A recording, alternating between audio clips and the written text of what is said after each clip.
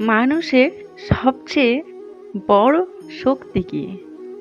বাহুবল, নাকি অর্জিত ধনসম্পদ, নাকি ঈশ্বরের আশীর্বাদ, নাকি আমাদের পিছনে সমালোচক ব্যক্তিরা, প্রশংসনীয় ব্যক্তিরা?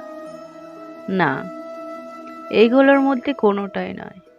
তাহলে কি? মানুষের সবচেয়ে বড় শক্তি হলো একটাই, তা হলো আপনার নিজের অস্তিত্ব, যা সকলের মধ্যে নেই। পৃথিবীতে তো অনেক মানুষ রয়েছে, কিন্তু যে যার অস্তিত্ব আলাদা আলাদা।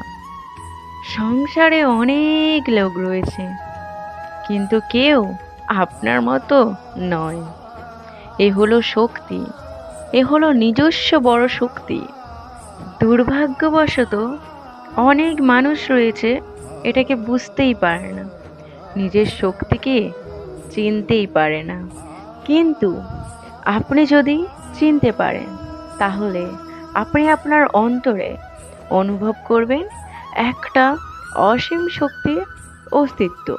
যেই সাফল্যের পথে আপনি এগোচ্ছেন, সেই সাফল্যের দ্বার দেখবেন এমনি এমনি খুলে গেছে। শুধু প্রয়োজন নিজের শক্তিকে চিনে নেওয়ার, নিজের বিশেষত্বকে বোঝার।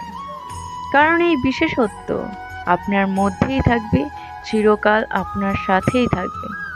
যদি আমি বলি বাহুবল, সেটা সময়ের সাথে চলে যাবে। যদি বলি অর্জিত ধনসম্পদ, তাও সময়ের সাথে সাথে চলে যাবে। মিত্র, পরিবার, বন্ধু, আশীর্বাদ, আপনিও জানেন চলে যেতে চলেছে সবই।